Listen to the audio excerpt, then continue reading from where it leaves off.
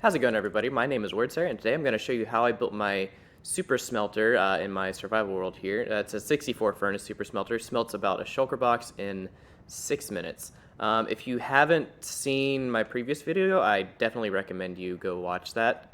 It's more of an overview. I'll put the link in the description. I actually built the super smelter on my live stream. You can go check out my live stream on twitch.tv/wordsayer19. I stream every Monday through Thursday, 7 to 10 p.m. U.S. Central Time. So yeah, go check that out if you enjoy this video, but let's get to it. So this is where I want to actually build my super smelter. I heard a piston go. Is the farm on? Okay, so I've done some estimates, and I think this is about what I need to actually build this whole system. So feel free to take a screenshot and collect this much for yourself. I'll try to keep track and make a tally later if I use extra or if I have some left over so I can get a more exact count of what items we need. But first, I've already got a good bit of this dug out down here. So let's go ahead and place down our furnaces so we can see where we're working. By the way, in case you're wondering about the spacing on this,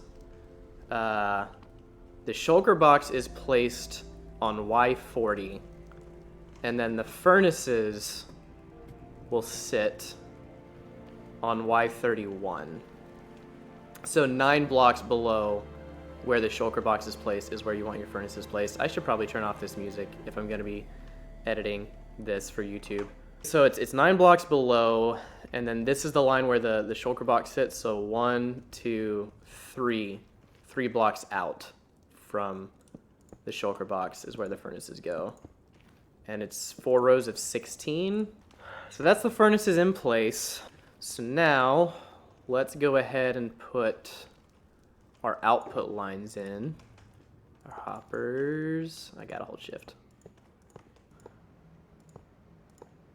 Alright, so after that we need to place our input hoppers over the top. This is whatever we're smelting will be put into. So if we're smelting a bunch of glass, the sand will go into these top hoppers. All right, there we go. That's all of the hoppers in place. Okay, so now let's set up our rails and some of our redstone. So we'll place our whole line there.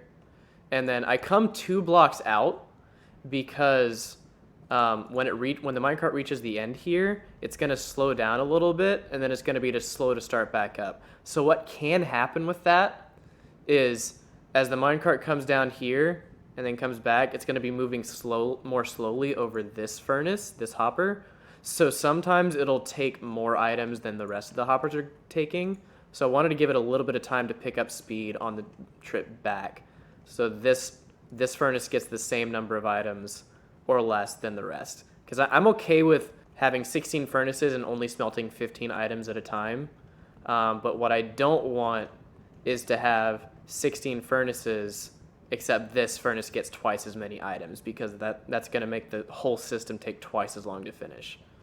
Like so. And then put a block there to stop the minecart. Okay, so now we need to actually power these rails.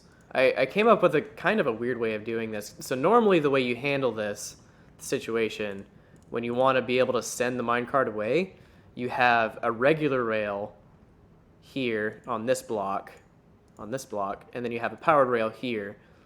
So this you can control on its own, and that gets sent, and then it hits the powered rails and keeps going. But you can also unpower this, and then the minecart just stops here.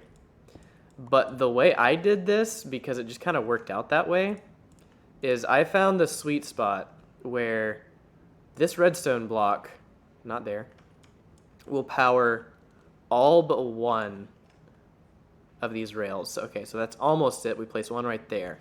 That's where we want this block. Oh, and the other weird thing is rails seem to be a little bit strange in how they update. So like the other placement of that redstone block didn't power this rail on the end, this one here.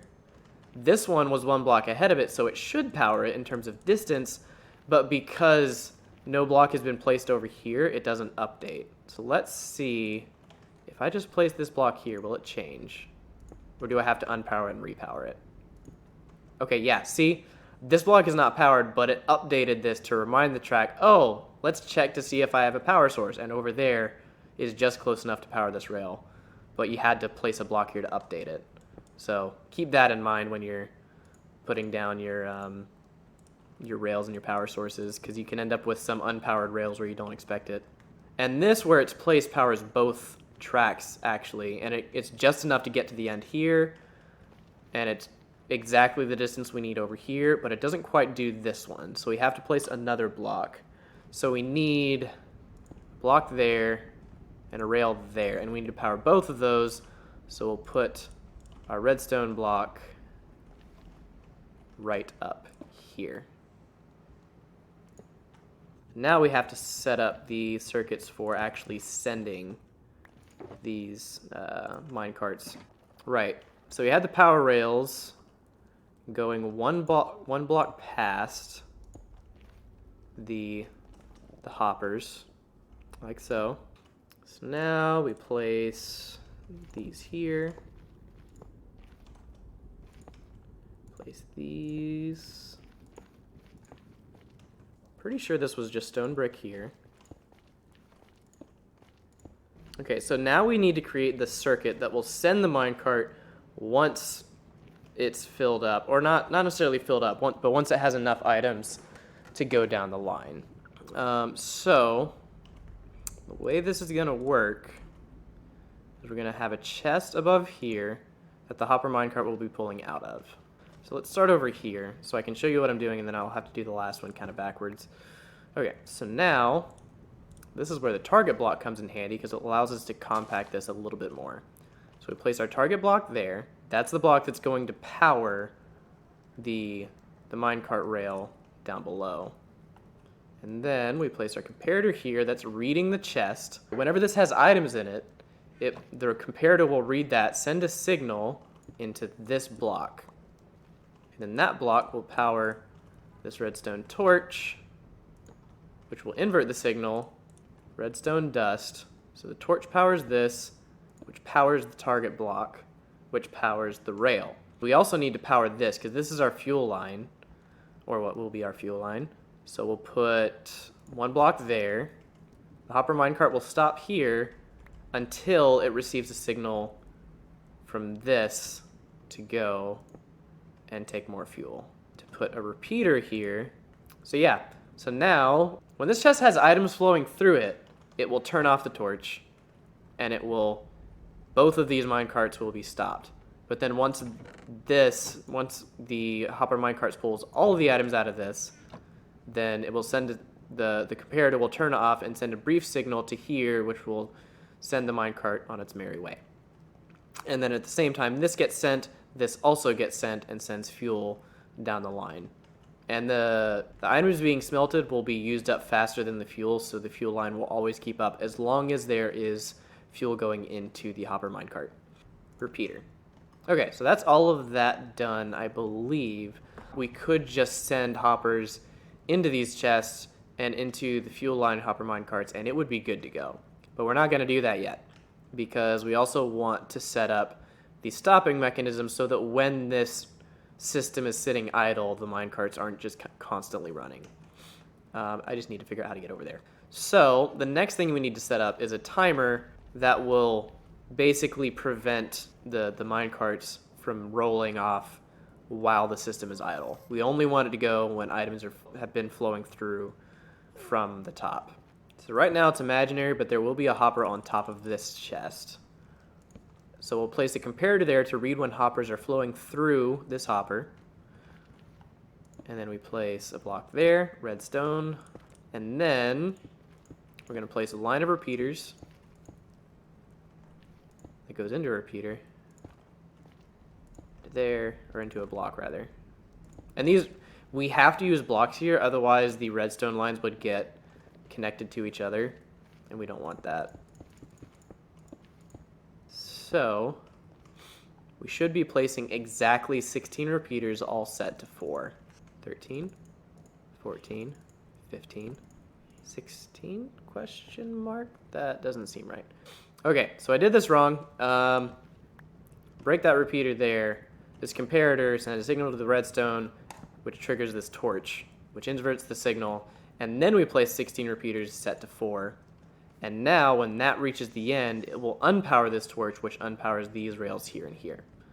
But then, as soon as we set the system going again, an item will flow through here, turn this comparator on, it'll take 16 repeaters set to 4 delay to go through to here, and then that releases the carts to go, and that will be exactly enough time for 16 items to flow into this hopper mine cart, and then that can go and fill all its furnaces. And done. And yep, so now these, because there's no items flowing through, these rails remain unpowered, and then as soon as items start coming down from the top, they'll be on a timed release, which will let the mine carts go and do their thing. I think all that's left is to work out our hopper lines. Let's work on our dropper elevator first, actually. So we want our dropper elevator to come out directly below this. Now we're going to dig straight down because that's really smart. Okay, so I want to get down to level 31. Yes, okay. This is pretty much where we want it to come out. So now we have to get a hopper line from these guys to directly below here. So let me go ahead and place a couple droppers so we know we have a target to work toward. I have our droppers here, like so, and like so. So we need 2 independent lines that come from these 4 hopper lines. These 2 can go together. So all the items come from here, go into here, and then go straight toward this guy, and then this guy can go into that dropper. And we'll do the same thing over here. Yeah, we need to send the hoppers in from that way. All right, so we have now collected our output lines all the way up to over here. So in order to make this silent, we need to have a block here, and then an observer that goes, observer goes into that. And then we'll have a tower of observers going up into each other like this. Yeah, and then we just need to repeat this pattern. Observer facing up, observer facing sideways, into a block, into the dropper, all the way up. And let's make our observer tower over here. Yeah, the last dropper is going to go into this quartz block. Like that. And now we can pillar up with this and place our observers like so. And now we place 2 more blocks there, and we drop down, and now we place our dropper tower. So this dropper tower will go into a hopper, which will feed into our shulker box at the top. Like so. So yeah, the dropper tower feeds this hopper, which feeds the chest. Oh, one last, well, we can do this when we're actually doing the redstone for it. But we do need to remember that this observer needs to face in, not up. Okay, so now we have droppers that with observers connected up so that once a signal goes through one of them, it will go through all of them in succession with the perfect timing to send the items up at the same rate as a hopper sends items through. And because of how it's set up, again, I don't really understand why it works, but that will be silent as long as we keep a constant flow of items going through here. Now the only thing left to do is set up the triggering system for when it actually fires. We take a comparator signal out from here.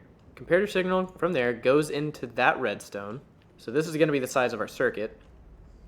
So we put the comparator there, facing out of the dropper, which means as soon as an item goes in here, then the comparator sends a signal, right?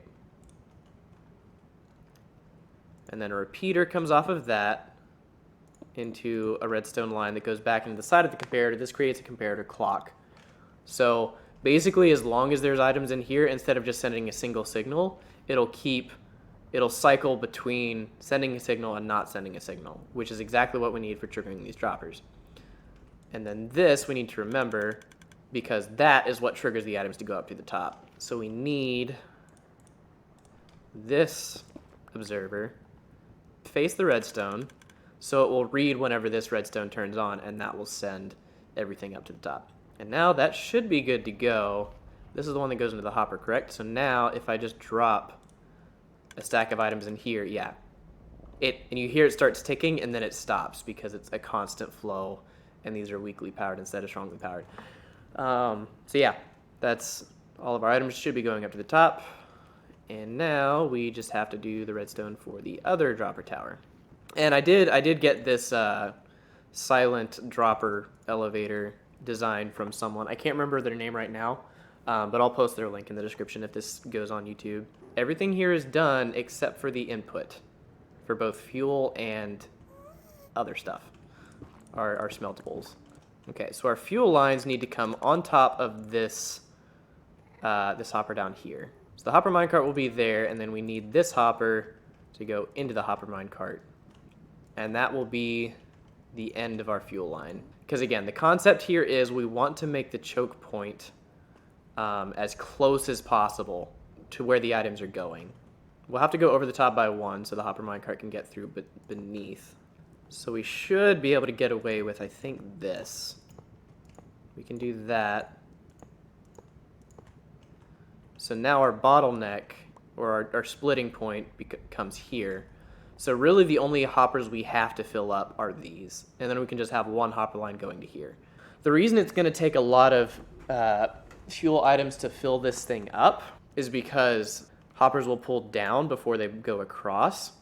So you have to have enough blaze rods to fill all of these intersections up before you can have the thing full. So we want this sort of buffer area to be as small as possible.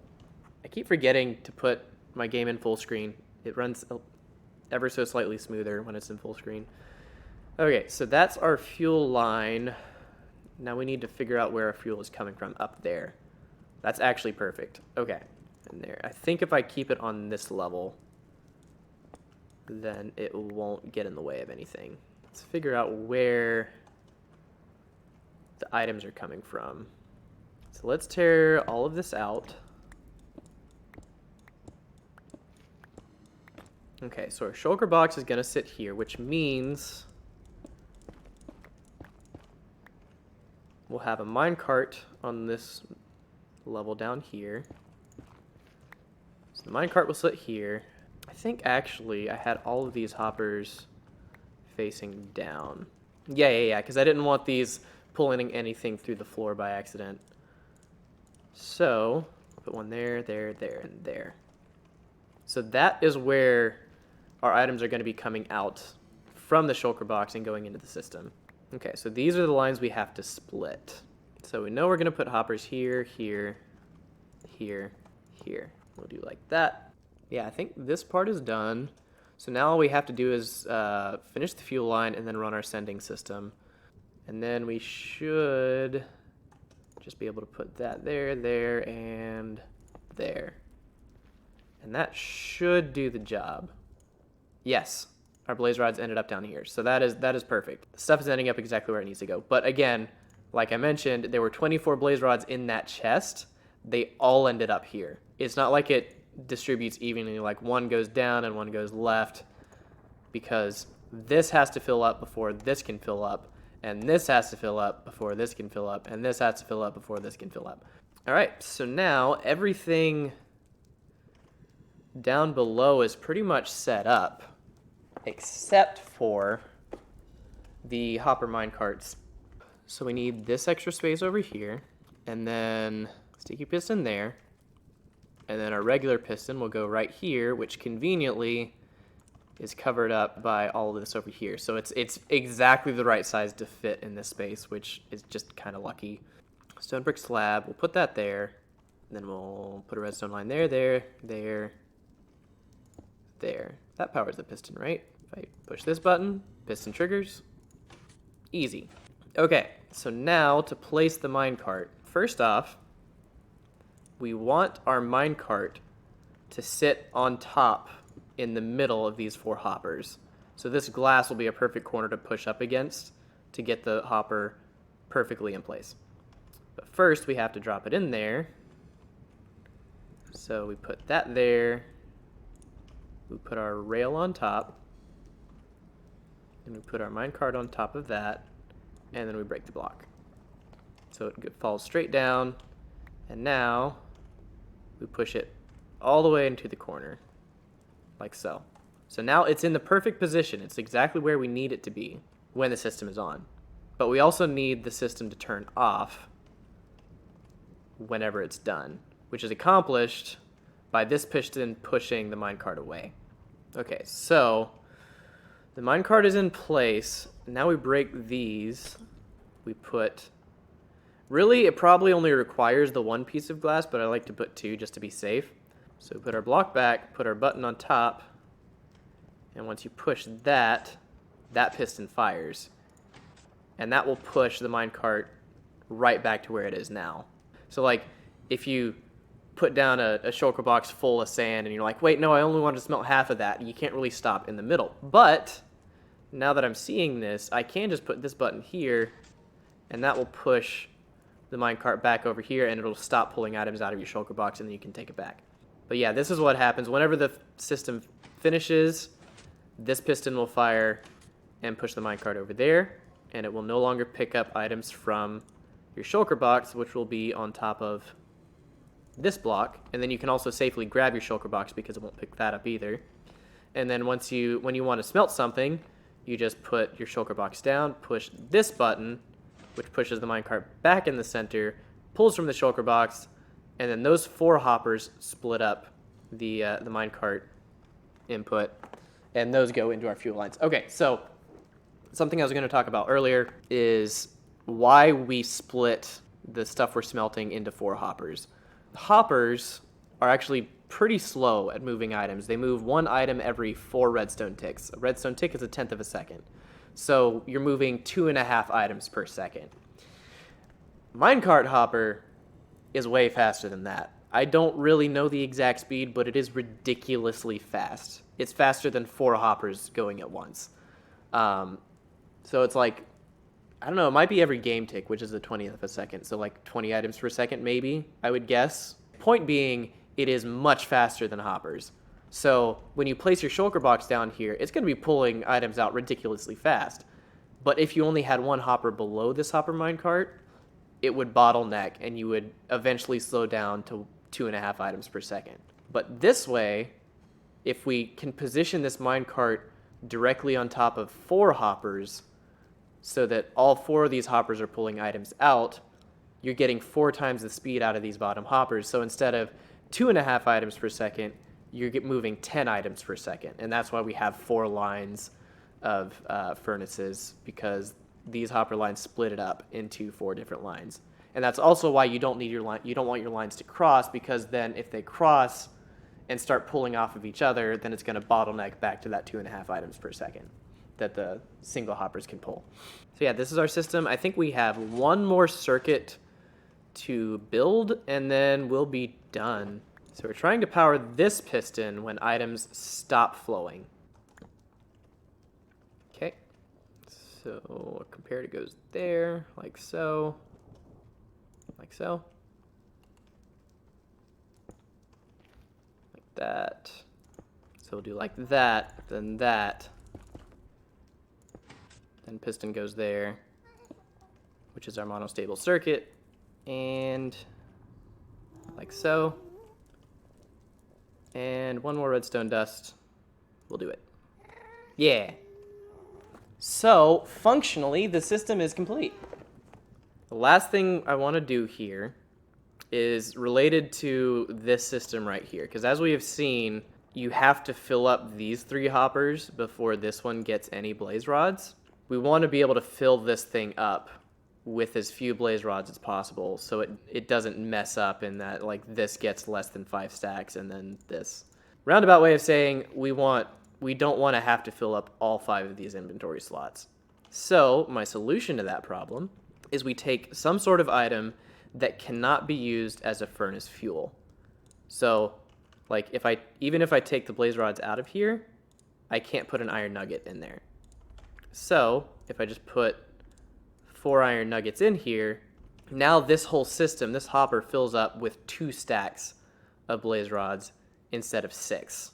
Because if these iron nuggets weren't here and we just had that, then the hopper minecart would go across like, oh, this has space, let me drop a blaze rod in here.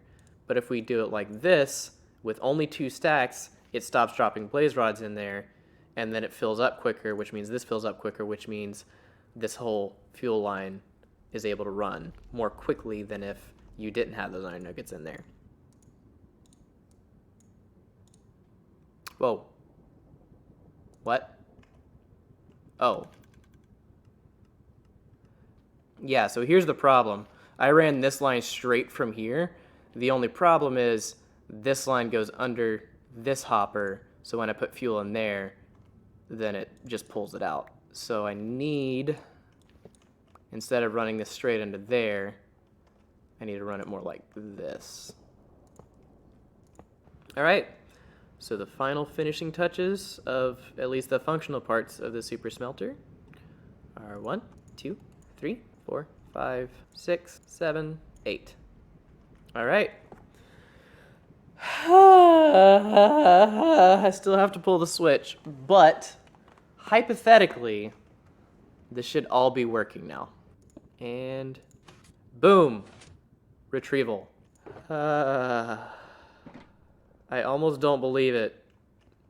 Like, we're done, but it doesn't feel like I'm done. I almost don't want to test it. Like, I almost feel like I couldn't take the pain of it not working and having to troubleshoot it. Do we dare?